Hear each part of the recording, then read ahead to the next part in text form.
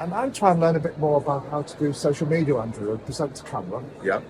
Are there any tips that you've got? The most important tip is to be authentic, be yourself, and also to speak in short sentences, short, pithy, to the point. Try and be amusing sometimes too, and you take the person with you.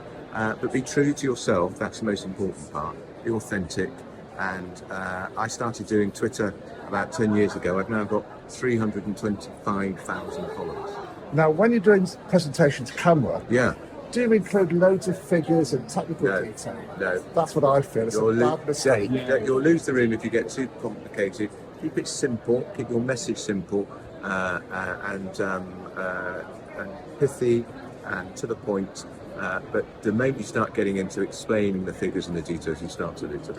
I always like to maybe get people to feel it, or almost like paint pictures in the mind's eye. Yeah, do you do anything like that Yeah, yourself? and you know, bit of emotion. You know, if it's an emotional subject, share the emotion. Take people with you and reveal a bit about who you are. Yeah. So that's the point. And do you find you ever get nerves or anything like that before you go on broadcast? I've been broadcasting for so long now. I don't get nervous now, but you have to be careful not to be complacent. That's the point. I'd agree. Never be complacent.